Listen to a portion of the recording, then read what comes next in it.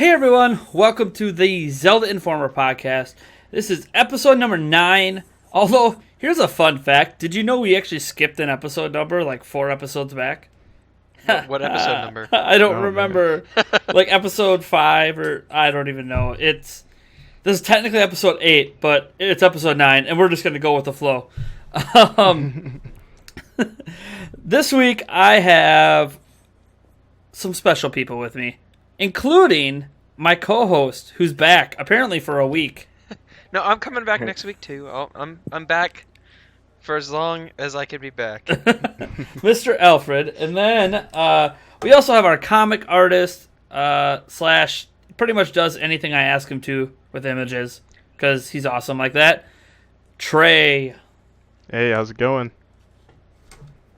There he is, and then we also have a fan who might become more of a regular if things keep coming up. Mr. Mason, who joined us from last week. How's it going? I'm doing good. What's up, guys? Awesome. Tell me the timer going. We got a couple really huge topics this week, and we're going to start with the most obvious, biggest thing happening this past week, and it happened technically the day of this recording. That would be the NX rumor mill in full swing. Yup. Thanks in large part to Eurogamer. You know how much we all Emily love Rogers. Eurogamer. So, just to fill our viewers in, essentially, Eurogamer is claiming that they know what the NX is, and that it's based on several different sources. Obviously, that they are not going to tell on, because you don't want to get those people in trouble. But essentially, they claim, anyways, their report says that the NX is, first and foremost, it's a handheld device. It is not a home console. It is a handheld device that has 2 detachable controllers. I thought they called that a hybrid. Yeah, well, we'll get that in a moment. So it's a handheld console that's got 2 detachable controllers. So you could play 2-player basically anywhere with anyone around you. You know, you're out at getting a coffee or whatever with a buddy, you could bust it out, you could both rip out each controller and then go to town. Obviously, how this design-wise is going to work when you're playing just by yourself with the controllers attached, no one really knows. It's all guessing at this point. It also will be technically a home console as well, hence what Alfred said before with a hybrid. It is going to have a docking station that you can connect to it, and then you'll be able to display it on your TV. They also claim, let me just go down, that it's going to use game cartridges, which obviously makes sense, especially given that they're claiming it's a handheld. These cartridges would have a suggested size of 32 gigabytes, which is notable because if you're thinking about some AAA games today, they're a lot bigger than that. So, we could discuss how that might work. They do say that a digital download-only system was considered, but they obviously scrapped that idea. It will have no backwards compatibility, so I'm assuming that means not with 3DS games or Wii U games. It's going to run on a completely new OS, not Android or anything like the Wii or Wii U or 3DS did. They are going to unveil it apparently in September. They have a simple marketing message which is simply take your games on the go, which I just want to say right now sounds completely ridiculous because they've had take your games on the go since the Game Boy. But anyways, the dev units are currently using a Tegra X1 chip. And in addition to that, one of their sources claims that there's actually an audible fan cooling on the chip, which the Tegra X1 does not actually need a fan to cool it, so it could. They feel like this could suggest that the Tegra X1 is just a placeholder until the Tegra X2 edition comes out, and then that's going to be what's in it. So either way, it's going to be a Tegra X1 or a Tegra X2, and there is a big difference between the chips. I'm not going to get all technical because most of our viewers probably don't know enough about these specifics to care about it. But what you need to know is basically a Tegra X1 chip would make the console slightly more powerful than a Wii U. If it has a Tegra X2 chip, it's really close to, if not better than, an Xbox One, just in terms of raw performance. So that's why it actually is a really big difference if it's X2 versus X1. But of course, on the flip side, there's going to be a price difference between using the X1 and the X2 as well, brought on to the consumer. That's really it. Eurogamer and their little side project, Digital Foundry, did put together some interesting analysis over what the Tegra X1 is capable. Essentially, a bunch of last-gen games are better slightly with it. Higher resolution, higher frame rate, yada, yada, yada. So, yeah, this is a thing that they are claiming exists. So, let's just get some gut reactions, because this is big news. If it's true, especially, it's really big news. Cat's out of the bag. Hybrid. Let's start with Alfred, who's finally back. What's your reaction? Well, first off, this is a lot of stuff that we've heard before. Like I said earlier, Emily Rogers has been saying some of this stuff for a while now, talking about how it's going to be a hybrid. It's not going to be as powerful as the PS4. On par with the Xbox One, maybe a little bit less powerful, maybe a little bit more. When I first heard this news today, I got worried. I think it was Kristen and I were talking about it and how, I don't know, Nintendo had this hard time with the Wii U explaining exactly what it was to consumers. Like when it first showed up at the first E3, they just showed the gamepad. So we thought it was just a new controller for the Wii. Mm-hmm. And then they came out later and like, no, it's a new console.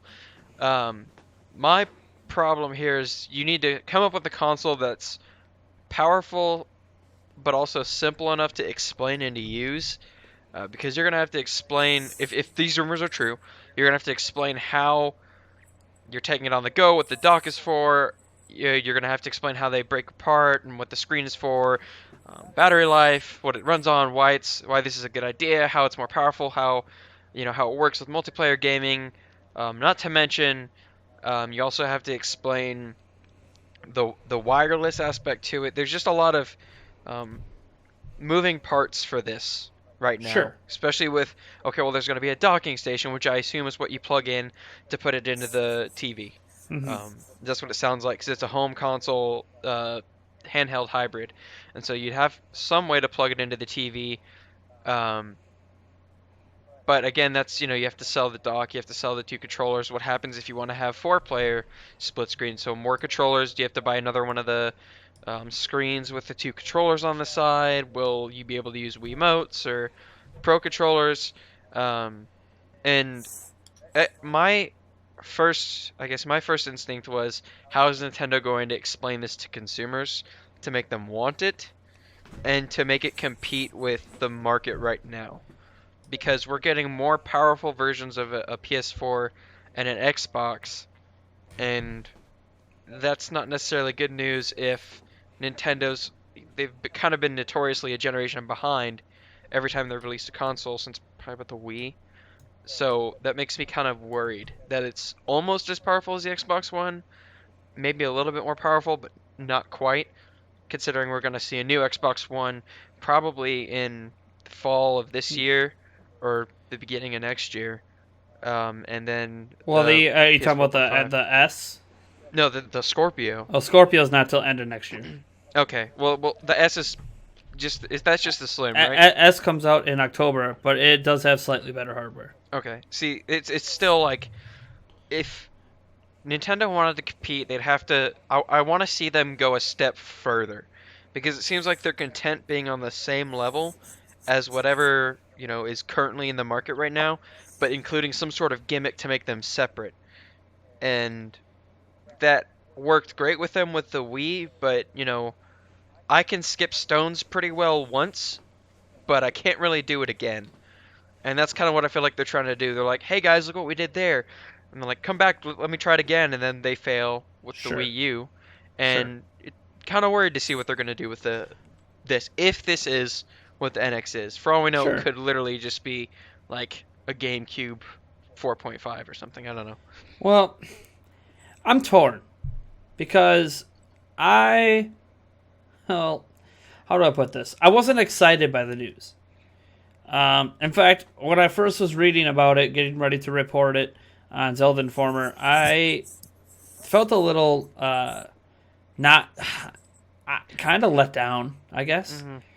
But I've had some time now, all day to kind of sit on this, read all the reactions to it, consider the possibilities, see why some people are excited for it, why some people are not. And, a lot of it kind of counters, at least for the people that are excited about it, counters what, you're kind of saying that, you say, how are they going to be able to market and message all this stuff? Well, it's actually easier to market the message in the gamepad because all you have to do is show. You don't even have to show the docking station. You don't have to show, all the multiplayer aspects. You just have to show this is a handheld that plays all Nintendo games.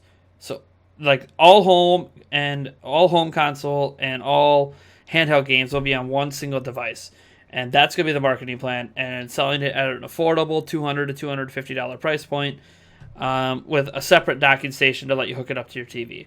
And they're going to leave it as like a really simple, I think, marketing message that is going to bring home that this is it. This is the only way you're going to get to play Nintendo games.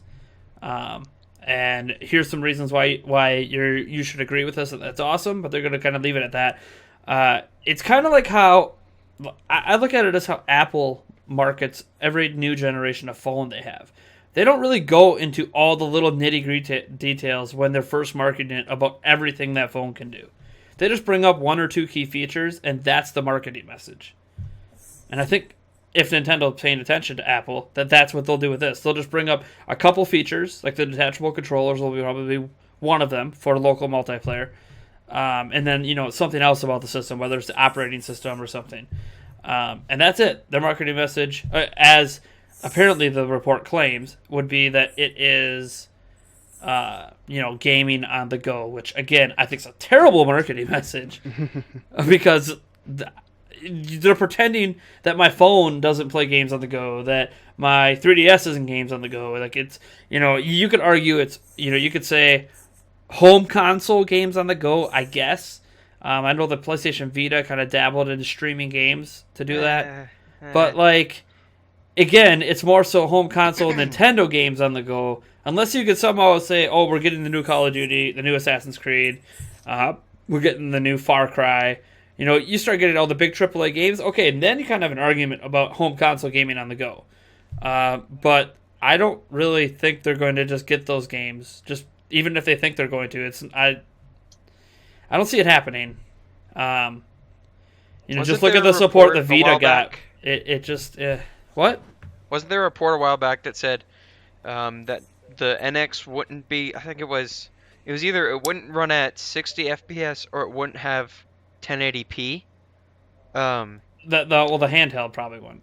Well, and I imagine that it's going to be hard for them to go because when you upscale something that's not supposed to be at 1080p, it doesn't typically look that good. So I'm imagining that this, if in theory this is what it was, then I could kind of see why they would go with a smaller scale, either frame rate or resolution, because putting if it runs at 720, I'm not saying that's what it is, just theoretically. If it runs at 720 and then you put it up on a screen that runs it at 1080p, things might get a little bit, I don't know. Well, a lot of what some people have been speculating is that it could be native at 1080p but downsampled on the screen. That would, kind of like the gamepad. Yeah, the gamepad downsamples. Yeah. Mm-hmm. So I look at this from a few perspectives. One, to be honest, I was like a lot of fans out there. I basically wanted a PlayStation 4 in a box that got all the third-party games plus Nintendo. That's what I wanted. I brought up that argument with in the chat room earlier in our Zelda Forward chat room, and it basically boiled down to, well, okay, what am I really asking for? I'm basically asking for Nintendo to be third-party because I just want them to do what everyone else is doing. So that, to me, almost defeats the purpose of them even being in the hardware business to begin with. So then I started rethinking, okay, let's step back for a second. What makes Nintendo special in the hardware business? Why do I not want them to leave if what I want them to do is what everyone else is doing? And it made me realize that what Nintendo's doing with this system isn't really unlike what they've done with prior systems. If you look at their history, where everyone thinks they've been great from the NES all the way through, say, the GameCube in terms of matching what's happening in the market. Nintendo wasn't matching what was happening in the market all along that time. The D-pad was a revolutionary invention back in the 80s that Nintendo brought to the table that ended up being super, super popular and caught on and stayed. It was almost like the Wii fad was in 2006 and 7, 8, and 9, except that ended up not necessarily sticking on. I wouldn't say that. In terms of popularity, I mean, it's still being used. Well, And it's still they're using motion control for motion VR. controls in VR, yeah. Yeah. But again, we don't know how big the VR base is yet. Yeah. It could be huge, but from what I've heard from a lot of people that have played hundreds of games on the VR, like the games are not there yet. So we'll see. There's some neat demos apparently. Anyways, this isn't about VR, unless for some reason this supports VR. I don't know how, but No. no. Happening. So I kept thinking about it. How are they going to, the D-pad was different. The Super Nintendo was technically not the most powerful system on the market, but it added shoulder buttons, which at the time no one else had. Then, they kind of started, after that point, moving forward, when the PlayStation and PlayStation 2 kind of came into the mix. That's when Nintendo's originality wasn't necessarily there. Like, yeah, the N64 controller was crazy weird with 3 prongs. But, I mean, there wasn't really anything about what they did with the N64 that was necessarily unique to that system, outside of sticking with cartridges when PlayStation was starting to use discs. I think they tried to do like different things by when you had Pokemon Stadium and you could put your Pokemon Blue or Yellow into the into the N64 Sure. to kind of integrate. And there was that. the Rumble Pack. Yeah. Like they had some neat stuff.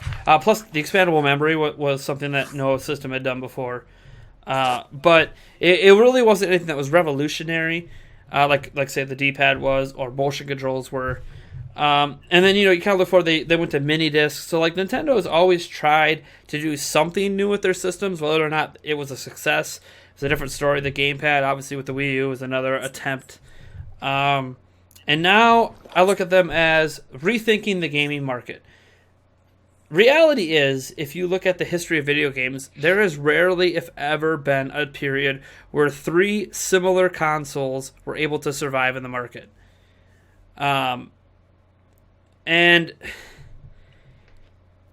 that made me realize that if I want Nintendo to stay in the hardware market, they really can't do what everyone else is doing. They can't be fighting over the same gamers. They're not. It's just not going to work. Like, history has shown that 3 consoles that do the same thing just do not last. And Nintendo right now would be coming from behind. It would be different if this was the start of a new generation. For all 3 systems is different, because I almost think like the start of a new generation is almost like hitting a reset button. And Nintendo would have the ability to get in on the crowd that, say, Sony has. But they can't do that now. That crowd's already invested. And that crowd has new devices in their own thing they're already invested in to look forward to: PlayStation Neo, Xbox One S, and the Xbox Scorpio. So they're already excited about that stuff. So Nintendo has to do something that no one else is doing. And right now, no one else is doing handheld gaming, because everyone thinks it's all phones all the time. Nintendo's thinking, well, we just sold 50, 60 million units of a 3DS. Clearly, there's still people that want to buy a handheld device, and it's way more popular. Well, and the Nintendo's always done that better. Yeah, Yeah. I think they know what they're doing when it comes to handheld, because the Vita thing is, I I look at it like this. Like, I don't think they've always necessarily done it better, because the PlayStation Vita and the PlayStation Portable are absolutely fantastic systems. They're not bad. They don't have the games. they don't have the support. Like just put it. They do not have Pokemon. PlayStation Portable actually sold 80 million units. Like, fun fact, it was more popular than the 3DSs. Like, people don't realize that, because they think, oh, well, the DS, yeah, the DS sold 150 million. Guess what? The PSP is more popular than the 3DS. The PSP is actually more popular than the original Game Boy. So, like, the PSP was a success. But the PSP also had some games on it that were worthwhile, especially in Japan. Monster Hunter, that's now on the 3DS, that used to be a PSP game. So you used to get all your Monster Hunter games on PSP, which made it highly popular in Japan. There was a whole bunch of other games, too. I wasn't a big PSP guy, so I'm not going to try to go into all those games. But I think Sony always had the better handheld systems, but Nintendo always had a better stable of games that people like playing on the go. Yeah, it seemed like Nintendo was there for like the long run. They were back in their DS, they were always there. Like as for like PSP, I remember seeing like one or maybe two like commercials that stand out, and then after that, it was like it. I remember the PSP had like this jingle, and I was like, oh, that's so cool. I want a PSP now. But then like Nintendo, you saw like Sure. Zelda, Mario, like just everything on it, and I just feel like the support was just there.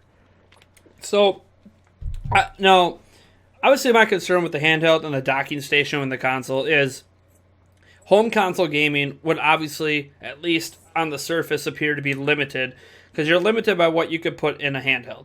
Obviously, the Tegra X2 would make a big difference, but if it sticks with the Tegra X1, which would make the system far more affordable at the market, and knowing Nintendo, they don't want to price themselves out of the handheld market. I think they see $200 as that sweet spot. Like they really want to hit $200 at launch. Then it's probably going to stick with the X1, which means basically what you're seeing on your Wii U is virtually what you're going to see on the NX system. However, this is something that I brought up in our post about it because I was thinking about it at the time. That docking station. So, Nintendo released a patent that got approved either earlier this year or last year that talked about a supplemental computing device. Basically, you can connect multiple devices together to get more power out of your system when plugged into your TV. It's very possible that docking station is sold separately as a $100 device that you plug your thing into, and that provides all the extra power and allows games to run at 1080p, allows you to do 4K, like Netflix streaming or something. It gives you that extra beef that some people want that get you closer to the PlayStation 4 levels of power. And I think that's highly unique. I have no idea how the heck Nintendo is going to be able to sell such a concept. But yeah, I mean that could be a thing. Like they could be. This is your NX system. It's basically a Wii U in your pocket on the go. Play with friends. Get all the Nintendo games on one system. But if you plug it into this docking station, you can buy separately. You actually get a more powerful system that gives you better graphics and better everything else on your TV. And all games are actually designed to be used with that, but they downsample onto the thing when you're on the go. I feel like the supplemental computing device thing would be more so in a bundle than sold separately. Like you can buy like the special bundle. The reason I was thinking with separately was price point. Yeah. Like if that thing is like $100 GPU, CPU, RAM combo, like if you throw that in the box and you have people that just want to play games on the go, like that's real. Like $300, that's expensive for them. Well, that's what I'm saying. Like they'll have like kind of like they did with the Wii U, where they have the 32 gig white model and then the 64 gig black model. Like they'll have one where it's just the whatever the NX, like whatever the I see what base you're saying. NX is. Like kind of like a better comparison, I think, would be like the Xbox One with Kinect, Xbox One without Kinect. Yeah. Yeah. Or even when they did the PS4, PS Vita bundles for however long that lasted. Sure. Yeah. No, and I can definitely see that being a thing. It'll be interesting. Hopefully they don't do like the Xbox One route where like you have to buy the docking station with it at launch and then later they unbundle it. Because I think that would upset a lot of handheld gamers that they're looking for their next 3DS and they don't want to deal with having to pay for something that they don't plan to ever use. So, anyways, we haven't heard from Mason yet. Yeah. Probably because he's the fan in the background wondering, when do I eject myself? No, it's all good. So we're all people that, like, we're in the industry, as they say. Right. You're on the outside looking in. Yes. What's going on? What's going through your head? Well, the thing with Nintendo, I feel like, is, like Alfred said, like, they kind of stay behind a generation, and that's not always good, but their motives are their games. They don't really care about their power, as I believe it was Kimishima that actually said that they don't really focus on that. Their main priority is the games. And while the Wii U's games haven't been the best compared to other generations like the Wii or GameCube or anything, that's what they focus on. And I feel like with the NX, if they do use like the Tegra 1 chips, if that's what they go with, it's going to be like kind of still staying back. And if they don't use the X2 chips, it's going to be very limiting for them in a way because you would just think if you had the more power, you better performance, of course. So for me, I would prefer them to use the other one, but at the same time, knowing Nintendo, they'll probably just keep what they're using now. So, I mean, like I said, their focus is their games, not their power, which isn't always a good thing. Kind of hurts them in the end sometimes, I would think. When I saw this news today, I thought, man, that's going to be one sick handheld device. But if it can play console games, Yeah, yeah. keyword handheld. like, even just thinking like the Wii U, the power of the Wii U in my hand, like that to me is an awesome handheld device. Assuming they don't screw up the controls, that to me is an awesome handheld device. But Here's where like I'm I like confused, home though. console gaming more than handheld. I'm Right, 30 years yeah. old. I'm at home a lot. I'm not traveling all the time. And if I am, I'm the one driving. Like I have kids. My kids like playing handheld games. It's fine. I still play some handheld games, but I'm primarily a console gamer or a PC gamer. And that's why I guess I was a little disheartened by it. But we'll see. I guess, in September, maybe that's when they claim. Other people have said the same. Later this year, at some point, they will announce the NX, and maybe it won't be this at all, and maybe this entire conversation was pointless. Well, the only thing that I could consider maybe like a rebuttal to this rumor is when Aonuma talked about in the Wired interview that I quoted in my article, you quoted in your article, when he says at the very end, considering how vast the world is, it would keep you from monopolizing the TV. So I think what he means is you would want to keep it on the TV because it's a big world for Breath of the Wild is what he's referring to. Yeah. And so I'm trying to imagine, they'd have a hard time selling Breath of the Wild if they said play it on this small screen that you have in front of you, or put it on the TV with this $100 docking station.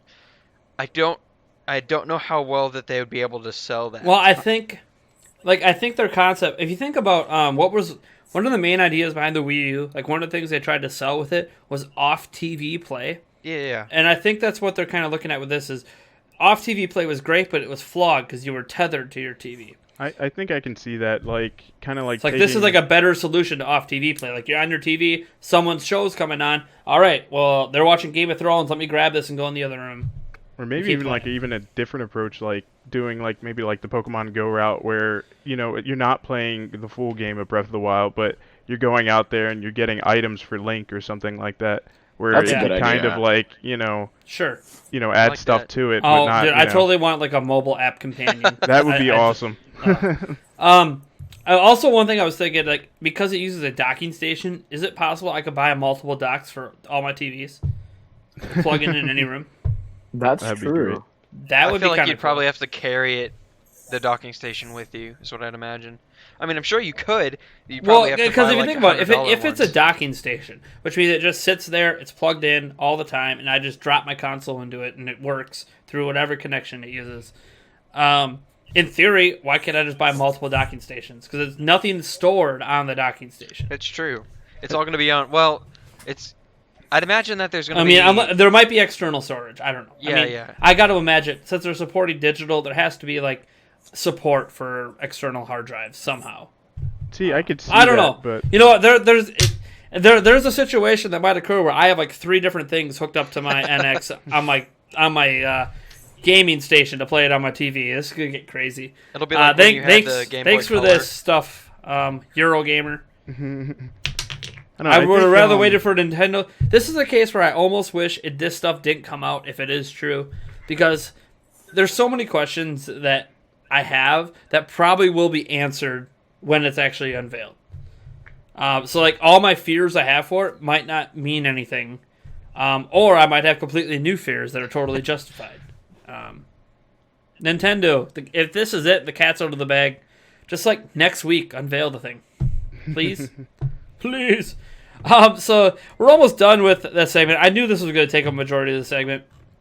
There is one thing I wanted to bring up, and this is just kind of to bring up how awesome unintended joy can happen. So we posted, or I posted something to Zelda Informer about a fan who lost their brother. shortly before E3. And his brother, Matt, had epilepsy. So they kind of knew that his time was numbered, and he ended up passing in his sleep. No one knows if it was, with pain or not, but usually if you pass away in your sleep, it's not that painful. Anyways, and he was a huge Zelda fan, and one of the last Zelda games he really got into was Twilight Princess. It was his favorite game. He had Twilight Princess HD and the Wolf Link amiibo, and all they could talk about was E3 and Breath of the Wild, well, Zelda U as they called it at the time, and what to expect and how hyped they were for it. Well, his brother kind of, is having a hard time dealing with the loss of his brother. Matt was the younger brother. I think he was 21 or 22, and his brother Casey, I believe, or Corey. Sorry if I got that wrong. Who like 5 or 6 years ahead of him, and he was having a hard time dealing with this. And so when Nintendo announced that when you tap the Wolf Link amiibo, you could play with Wolf Link in the game, it kind of brought a lot of joy to his brother's face because even though his brother's dead, he's able to still basically play one more Zelda game with his brother through the Wolf Link amiibo. Because that Wolf Link amiibo is the save data from his brother. That is just the impact video games can have on just bringing people together is amazing. And as sad as it is that he lost his brother, I'm so happy that, I wasn't really a big fan of the Wolf Link stuff, but now, I don't care. It just, literally, someone gets to keep their little brother with them while they play the game, and their brother's going to be playing right alongside them. That's just awesome. It's just an awesome that reminds story. me of? What? You remember that Animal Crossing story that Yeah. circulated a long while back? Yep. About the guy whose mom passed away and mom kept sending him letters and stuff. Mm-hmm. That's what that reminded me of. So I was like, Yeah, it's just amazing what video games can do to a family, in the positive sense. It's just a really touching story. On camera, I don't know if you could tell, but I almost teared up a little bit just talking about it. And then I had another topic. We'll save that for another day if we happen to need it, because it's not too big of a deal. So we're going to move on to our fan topics. All right. So we finally got a fan topic submitted through Twitter for the first time in a month. That's good. And more it submissions, people. comes from Matt in St. Pete. He says, at Zelda Informer, I am curious as to how Link's heart containers will increase in Breath of the Wild. Heart containers would seem almost out of place. Let's let Mason start with this one. Oh, goody. Okay. Yeah, heart containers. I'm not too big on finding them in the first place in Zelda games. I know typically whenever you beat a big boss or something, you find a heart piece or container.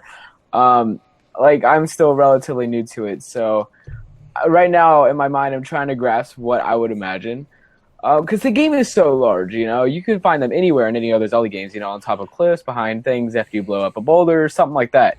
But with a game like this, I would almost feel like bosses, of course it's like nature, you have things in nature, you fight and stuff, and after you beat them, what do you get? Just the satisfaction of beating them, or supplies or something, but almost the exploration factor is so important in this game. It's a massive game we haven't even seen 2% of almost yet. And I don't even know. That's a very good question. I have not ever thought about that. I have no clue. The possibilities are endless. And whether or not it's upgrades or anything through, I don't even know. I'm so sorry. That's a very interesting question. You on the spot and you let me down. Yeah, I'm sorry. No. No, it's okay. No. This is a tough question. It is. Trey, you got any thoughts? I'm actually the opposite. I love heart containers.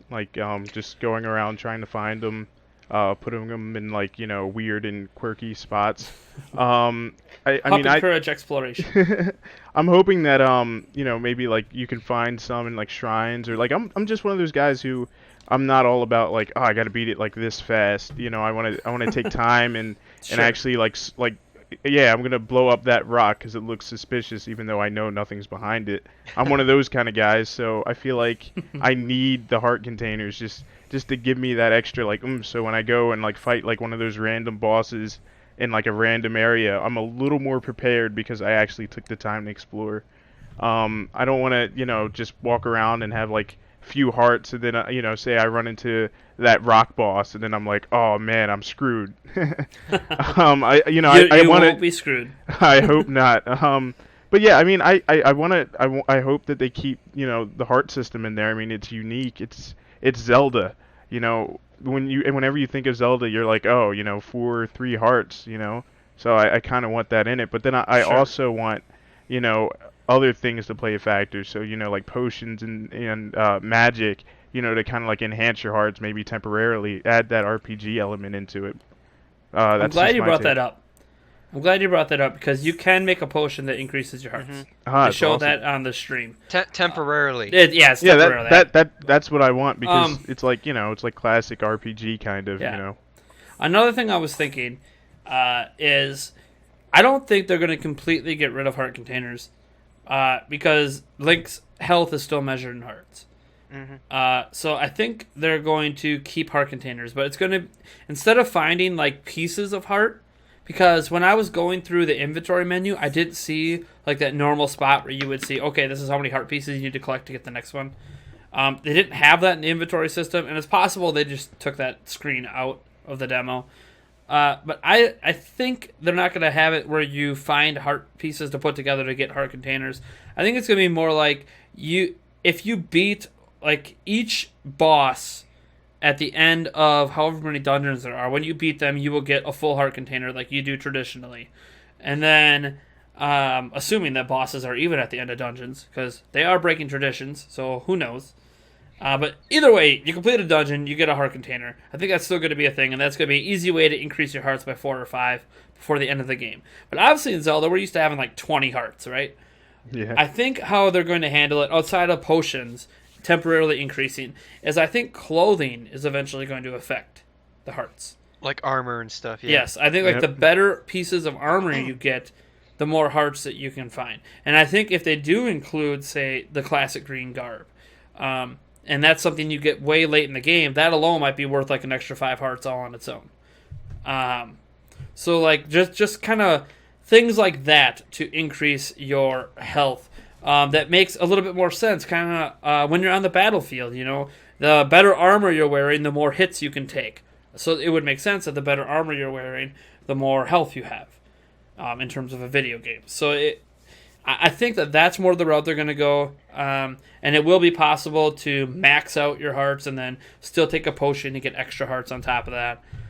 But whatever that heart max is, I don't know. But I think they're going to keep with tradition a little bit, but explore new ideas for the system at the same time. Do you have anything else to add to that, Alfred? Yeah, I was thinking, okay, for some reason, something you said made me think of Hyrule Warriors. And one of the, I would say, key components of that game, one of the big components of that game, is being able to craft stuff. Yep. Like you get, if you defeat, I don't know,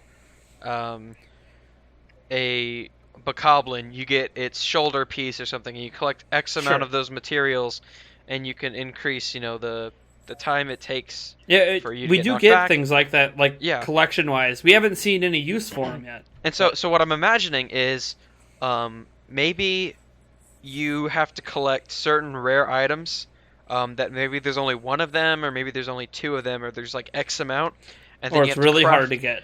Yeah, it's really, really like you have to climb to the top of a freezing cold mountain shirtless or something. I don't know. Like achievements, And- kind of. Yeah, and Like then a you boss. can, and then you get a material that you can in order to craft another heart, or craft more, whatever you need for it, or even better armor to give you another heart. My only problem, my only hang up with it always being better armor is, okay, well, if I'm going into a, again, like a cold area, and my armor is like adds 5 hearts, but the only really good cold armor I have adds 2, I have to sacrifice some health in order to, not freeze to death. I mean, that'd Sure. be my only hang up with that. But I can see them doing something like craft-wise, since that's a very big, like they're trying to push crafting in this game, or cooking food and Totally. collecting stuff. So I could see them doing something with crafting too, along with the armor. Sure. Awesome. Well, Matt and St. Pete, thank you. I hope we gave you some good ideas in terms of what could happen. Obviously, we have no idea, and Nintendo hasn't said anything about it outside of confirming that potions will temporarily increase your hearts. Jose Bentacore, we will come back to your stuff because you asked a whole slew of questions.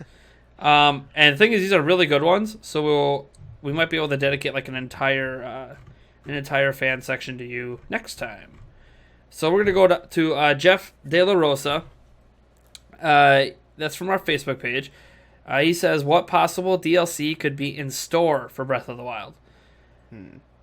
Well, Alfred, why don't you go first? You had to give me the harder question. Mm-hmm. I'll trade you. You can always pass. Well, It's an option. Passing's an option. Part of me really wants to say none. None. Okay. Because Nintendo's always prided themselves on putting out a full game. And from the amount of work that it sounds like they're putting into this game, I don't even know if they'd be thinking about DLC at this moment.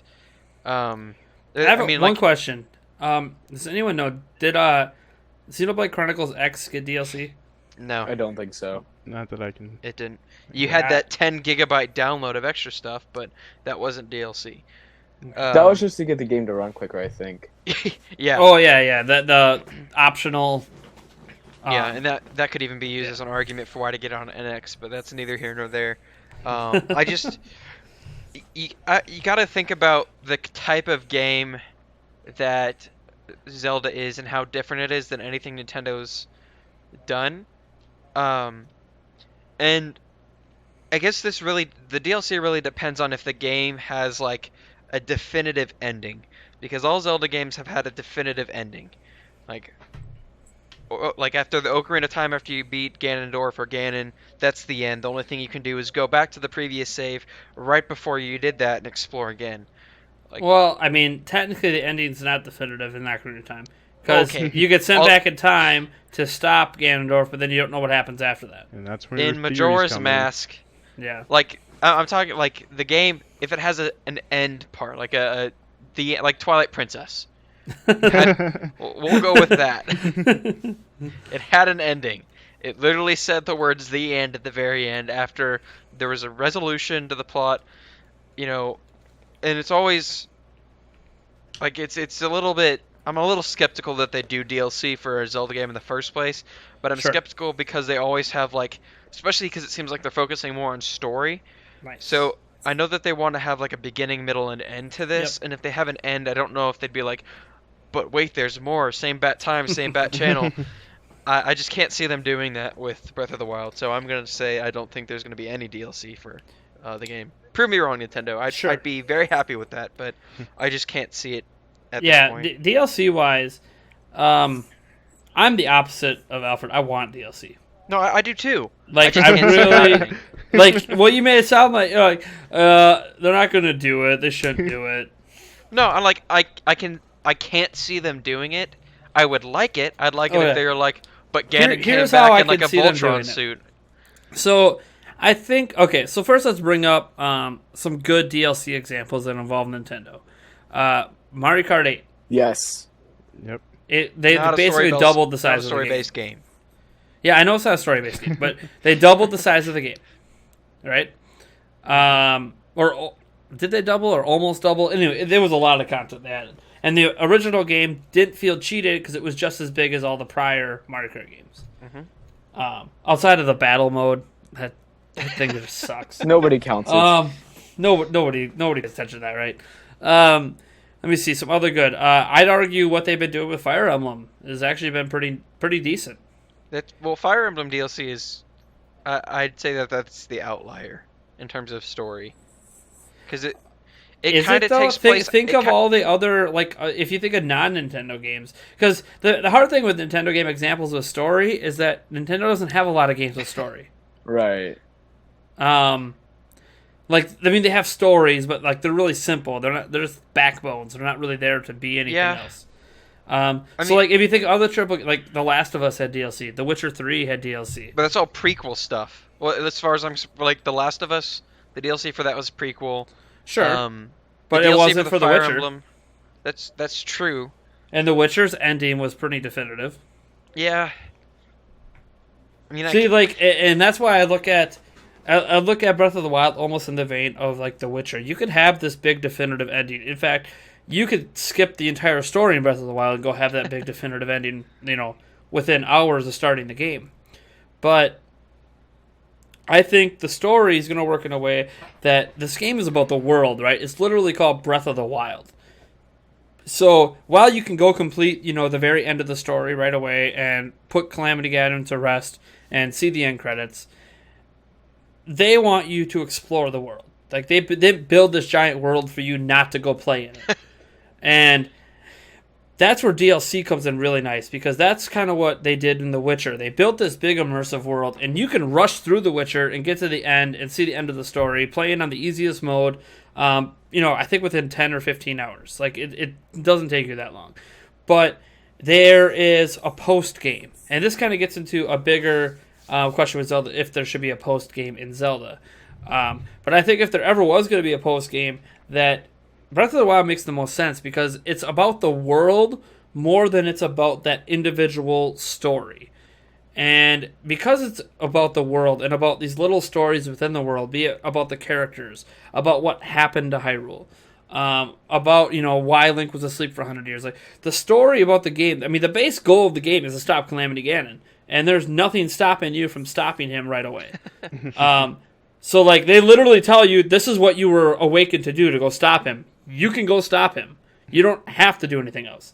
But the game encourages you to go out and do things in the world. And I think DLC makes a lot of sense in a game built around that kind of concept. Like, I feel like The Witcher 3 in specific was built around that concept, where there's a definitive end and you can end it, but just because you end it and you see the credits, you are still able on that same save file to go right back into that world with that boss defeated and go do other things in that world if you would like to. Because it's not like that world, and this is kind of an argument for, why there could be a post game in any Zelda game. It's not like the world stops existing just because you defeated the guy. Like, it's still there. You should, like, in theory, Link is still alive doing things in those games afterwards. Well, it depends on which one we're talking about. Oh, unless he dies. Anyways. But in theory, he's alive. So, I kind of look at it from that perspective of DLC is really welcomed in a big sprawling world, because there's already so much to do. That adding more to that once people have reached a point where they've explored a whole bunch of that world just feels natural. It's like an evolution. And it helps keep the game relevant for a longer period of time. And I know that some people just hate DLC, they never want to see it. From what I experienced in the demo, this game's going to have so much stuff already in it that there's no way in heck you're going to feel like you have an incomplete experience. You're not going to have any Dragon Age instances where you run into a spot in the game and it's like, oh, well, sorry, you can't advance unless you buy this $15 DLC. Skylanders. Like, that's not going to happen in this game. You're not, like, if DLC gets added, it's going to be like in The Witcher. It's going to be stuff you didn't even realize while you were playing the game could get added to the game, because it wasn't something you were thinking about, or there wasn't anything in the game telling you that, hey, look, there's this stuff that exists, but you can't do it. Which, to be fair, Zelda games have done that to us before. Hello, hinting at other lands, but then not letting us go to them. Thanks for, hopefully all those lands are in this game. Yeah, I want to go to Hytopia in this game. Dude, Hytopia? No, not just even Hytopia. Where, in the very first Zelda game, where's that Link originally from? He's not from Hyrule. Who? Link in The Legend of Zelda for NES, he's not from Hyrule. He's actually from somewhere else. I'm trying to remember the name of the place. We've never actually been to it. It says it in the game manual. No, I'm really mad. Like, I'm going to have all these Zelda fans yelling at me now that I don't know this. You've been doing this 18 years and you don't know that. You keep talking. I'll look it up for you. Oh, is it Holm Drum? Oh. No, I thought that's what... Yeah, no, that's not it. I'm just pulling out names that sound Zelda-ish to me. I mean, I know that's like part of the Zelda stuff, but that's not. I mean, my take on the whole like DLC thing is, sure, yeah. I think I want them to do like the Witcher route, but Nintendo, they don't. They think a little differently, so I think that they Sure. might be like, Amiibo DLC. So like Cloud comes out and you put Cloud onto the gamepad and you get Sure. Cloud Sword, or something like that. I feel like Sure. Nintendo would try to go down that route. I really want them to be like, okay, well, here's a Goron side quest or something like that. But I don't know. I can't. Nintendo, they're so different. But I mean, in a way, that's a good thing because they might be a little more optimistic because they're going this route that they might just do it. Well, and this is like they claim, anyways, this is the most expensive game they've made. So I mean, DLC makes a lot of sense with a game like that because it's a way to make more money as well. But again, then there's the whole, well, if they're working on DLC, are they working on a new Zelda game? I don't know. I know DLC is like a big sticky point with some people. Like, some people just absolutely hate it. Some people love it. I think the DLC can be good and can be bad. Yeah, I think it just I'm depends neutral game to too. game. It just depends on what it is and Like how I they said, like implement Mario Kart 8 felt amazing. Like, that was good DLC. Even Hyrule Warriors, the original DLC, like that felt like a very good value. Oh yeah, no, that's a great example of DLC for a game for Nintendo is Hyrule Warriors. Well, I mean, Nintendo didn't do that game. So I know, but like just for That's why I them didn't bring it up, but- to look at. I think Yeah. it also depends on how they word it. Like if they're like season pass, Well, I mean, I'm yeah, gonna buy it and regardless I because like- I'm a Zelda fan. See, but, the thing is a lot of people think that DLC is like this new thing in the digital age. The act of downloading it might be, but back when I was a kid, we just called them expansion packs. Yeah. yeah. Like, they were a normal thing, and people loved them. I mean, The Sims was always really nuts with it. They had to have like 70,000 expansion packs. I think that were it's basically the fact just- that like people put but- out like unfinished games, and then they're like, Yeah, oh, well, yeah. you Like, know. back then, games weren't unfinished, really. Like, you would get Age of Empires, and like the expansion pack to that just felt like more Age of Empires. It didn't feel like something that was missing from the original game. Mason, you got anything to add on DLC? Well, I think like side quests. That's what I've been thinking about because that's like a completionist dream is to finish all the side quests in a Zelda game. And I mean, if say they complete it all, or like you mentioned, how like there's so much in the game you don't feel like you would be missing out on much if you play enough of it because there's just so much to do, And I mean, if they So just much. if they just said, hey, also like next week download this new thing. There's 20 side quests, Even if it was something like going to a random island and playing hide and seek, kind of like Windfall Island and Wind Waker or something, trying to find village kids or something. It's like, it would be very interesting to see that just because of the fact that there's so much already in the game. And not just side quests, even like Hyrule Warriors, for example. I know, the characters, I don't see them adding more playable characters just because it's Zelda, like AAA title from Nintendo. But it would be cool, let's be real. Sure. Depending on Play how they Zelda. went about it. I mean, they can't just throw in Zelda midway through and be like, "Oh, hey, play as her as you're trying to save her," But I mean, Logical DLC. yeah, for real. But they gotta be real about it. And if they did side quests, I think that'd be an interesting way to kind of expand on things. But at the same time, I wouldn't want them to add any other major things like bosses or anything, simply for the fact that for some reason I feel like it would kind of turn away the story plot a little bit. Sure. Not that it would, not like you mentioned how it's not directly focused on the story, but more so nature. But it would somehow affect what's around you, Sure. Alfred, So. did you ever find an answer to my where Link is No, from? I looked and they just said he's from a far off land. And the consensus, what the story says, is that Impa was being chased by Ganon's minions, Yeah. and she was being overwhelmed by them when she came across a boy who fought off the monsters. She told him about Hyrule's plight, and then he went to go visit Hyrule. Oh, great. I know that maybe it's in Zelda too. Then that I can't remember. It probably is Zelda 2 Yeah. that you're thinking of. Yeah, because it's the same Link.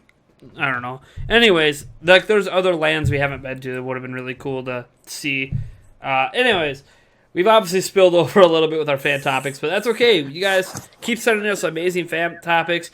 You don't have to just submit them through Facebook and Twitter. You can also submit them through comments right on our like on the YouTube where we post the video, like comments down there. You have a fan topic, you could just submit it down there. You can also send it to podcast@zeldainformer.com. So we're going to move quickly to this last segment. We're going to cut it a little shorter than usual. This is kind of the segment that gets the most abused because we don't even do it every week when it's supposed to be weekly. The favorite thing in gaming that happened in this last week, whether it's something you did in games, whether it's news, etc. Obviously, for me, the favorite thing is the very first topic we talked about, which is the NX leaks. I love rumors. Like, rumors that have some substance to them. That's what I love. It lets me, for a moment, think I know something that I really don't. And I enjoy that. How about Trey? What's the favorite thing in gaming the last week? My favorite thing, well, I mean, Zelda side, I mean, I've been playing a lot of Overwatch. Okay. I'm like Good game. addicted to it. On But what they, system? I'm playing on a PS4 right now. They had well, they had a new patch. I think it was like last week, and then they Yep. added in Anna or Anna, however you pronounce Yeah, I her haven't name. played since that patch. But I mean, I've been playing that. Diva's a lot better. I heard that they're They gonna. nerfed McCree. Yeah, I heard about that. They nerfed McCree. But I mean, that in a nutshell, I can't get enough. I've been playing Overwatch too much almost. I prestiged and everything. I need to stop. I haven't played it nearly enough, so I need to play more of it. It's such a good game. It is good. Like, I have a hard time. I play it, I just don't want to put it down. I'm like, I got all this other stuff I need to be doing. So I avoid launching it. Yeah, it's a good thing because you start feeling guilty afterwards. Like, oh, I could be working on some artwork, or I could be doing this, or I could be doing that. So, Nice. there's that. Mason, what's your favorite thing in gaming the last week? All right, well, I know Pokemon Go is a pretty overdone thing right now. It's a huge success, of course, but lots of bad things have happened, but I'm not focusing on that because in Indiana, there was a dog pound that was like, I'm pretty sure this is past week, but they were like, hey, if you want to hatch an egg and not look awkward walking in the middle of the street, come pick up a dog for $5 an hour and walk with it, you know. And so I believe they said it was like within 2 hours they had calls and emails and all this stuff coming in for people that wanted to take dogs on walks with them. And I mean, it sounds cheesy, of course, to be excited about that, but it's so cool because it ended up with some people like calling the dog pound like, "Hey, I'm not bringing this dog back. I'm going to adopt him." And I mean, I love animals. That's like one of my. It's like what's the word? It's a weak spot, you know. Like I fall short whenever I see a cute dog. I'm like, oh my gosh, I need it. But Oh, you're so cute. yeah, and just it's cool to see animals that really don't have a home, like just automatically just because of this game, go on a walk with some dude and be like, hey, I'm going home with him now, you know. So it's just cool to see. It's like a positive thing that's actually come out of the game, which you don't see from that game often. So. Good. As long as Oh, the dogs, I mean, they don't there's- discriminate on your team. Yeah, Right. To be fair to Pokemon Go, like, there's been a lot of positive things that come out of it. Yeah. It's just People it almost talk feels about like the there's just negative as much more. negative as there is Yeah, positive. yeah. And obviously, negative like gets more clicks. Yeah, so, people focus on that more. Yeah. Let me see. Alfred, I don't think you've talked yet, have you? Favorite thing past week? Okay, so back when they did the Nintendo Humble Bundle, I ended up getting that and like the full thing with Darksiders 2 because the Darksiders series is one of my favorite series of all time. Oh, it's so underrated. It's fantastic. It's great. We need a third one. And you know, you never really hear that much about it, but then we heard a month back that the definitive edition, not definitive, the definitive edition is coming to PS4 and Xbox One soon. Mhm. More than that, we're getting Darksiders re-released for the Wii U. Well, And so isn't that- it I don't think the original was ever released on the Wii U, was it? It's not, but it's getting the Darksiders. The original is getting a re-release in general, and it's Okay. coming to the Wii U. Okay. And so that shows me that they're not done with that game yet, and that they're still thinking about it. I think that what they're doing right now is trying to see if there's enough interest to like generate interest in the game for them to go ahead and make a third one, which they need to do. The cynic in me is saying they're just milking it because they own. I know. Like, it's like a new company that owns the IP that's never made any money from it. Well, they've been the ones that have been, ever since THQ went under, they've been the ones that have been holding on to it. Yeah, they But- bought it in that auction. Yeah, and I can see them. And just I can for see them doing clarification, that. who was it that bought it? I don't remember the name. You don't remember? Okay. Because like we're talking about them, we should know who they are. Is it? It's not Nordic, is it? I'll look it up. Just keep going. I think it's Nordic. So because they're doing the Darksiders remaster, the original, and then they're doing the Darksiders 2 collector's like edition. And so for me, they're putting a lot of work into these games that haven't seen the light of day in a while. And so what I'm imagining, what I'm hoping and praying for, and in my best possible dreams, they're trying to generate interest for this game and see how many people want another Darksiders game, because those are fantastic games. Like they are amazing. If you want to see what a darker, it's Nordic grittier- Games, by the way. Yeah. so. If you want to see what a darker, grittier Zelda would be with like hack and slash, and like climbing mechanics, look at Darksiders. Fantastic game. Also, the theologian in me loves how they take from the Bible, but that's completely different. And then I read on June 16th of 2016 that one website somewhere put out a pre-order option for Darksiders 3 with a placeholder date at the end of the year. I got And you. I know that that's probably like just speculation, and they're just Hey, like, you know what, let's if just it was a toss new stuff Zelda out. game, we would have posted about it at Zelda Informer and been all hyped. about it. Exactly. so that's why I'm like, there's a possibility. There's They're hope. building up hype for this game. Yeah, there's hope. There's hope. So that's what I've been excited about, because I love the Darksiders game, and I got the one for Wii U that comes with some of the DLC, and I've been like, man, this game is so awesome. Why don't I keep playing these games? And I'm probably gonna get the Darksiders remaster when that comes out too. I cannot wait. I really hope they make it. And just to give a little history for the Darksiders, for people who don't remember, because this happened 3 years ago, is when THQ went under and everything sold. A lot of the old THQ staff, including like the person who founded Darksiders, joined Crytek USA. And Nordic Games actually won Darksiders, Red Faction, and a whole bunch of other IPs. Those are just the two biggest ones. Because they were the only people that actually put in a bid. No one else bid. And it sounds like, from what I'm just reading here in an old Eurogamer article, that the people at Crytek USA are highly interested, or were at the time, in making a Darksider 3, and said they were open to talking to Nordic Games. Because Nordic Games said that they have no interest in making the game themselves. Probably because it's a triple budget, like a AAA game. So like Nordic Games isn't known for really high budget games. I think it said here the highest budget game they've ever made was Alan Wake.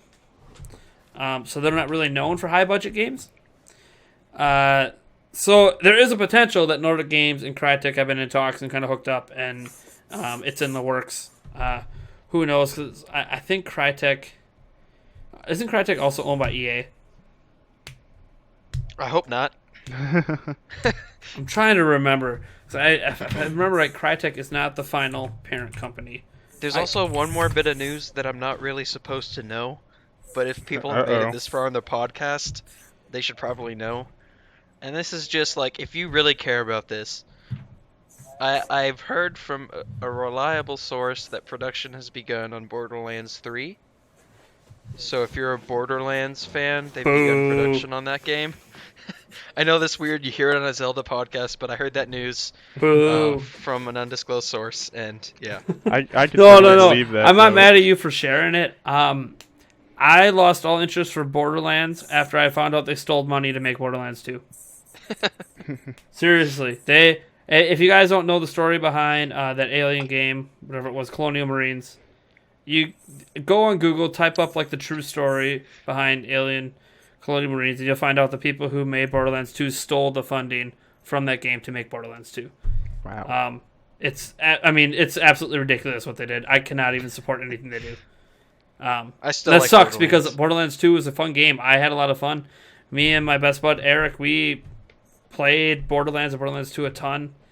But man, they have a lot of good faith to build up with me again before I decide to give them. I mean, some more money. it's Gearbox, right? I mean, Yeah. Yeah. I feel like right now they're not really having a lot of luck because I mean, Battleborn. You think of Battleborn. I mean, it got outshined by Overwatch like 100 to 1. I see Battleborn it was on a bad idea. Yeah, I see it like going on sale everywhere I go, and it's I think just it's not a bad game. It's just not there's great. Overwatch. It came out It's at not the wrong great. time. Well, it's not even the time. Like, it's just not great. Like, Overwatch is great. Battleborn's just okay. You can't have just an okay game at this time come out that's a AAA multiplayer thing. Like, it needs to be great. Yeah, so I think they're like Gearbox is like, well, we need Borderlands 3 now. We have to come back from that. I hope they didn't steal money from someone else to make it this time. Seriously, So, no NBA I'm not even a 2K16. big Aliens fan, but like there have been good Alien games, and it sucks that like all this money went into it and they just lied and stole it. Like it infuriates me. And the thing is, like, they basically got away with it. If it wasn't for you darn kids. But then again, like they've done cool things too. Like I think they modded what's the name of the robot guy that talks? Wilhelm?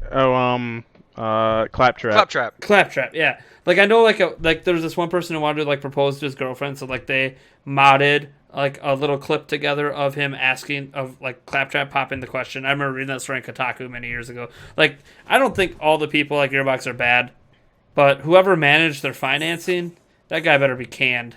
Borderlands. That's another game that does post-game DLC very well. Yes. Sorry. Sorry. I know you're trying to. now that we're on I'm the excited, topic. and I'm like, oh, boo them. All right, cool. Oh, that's gonna wrap up the podcast for this week.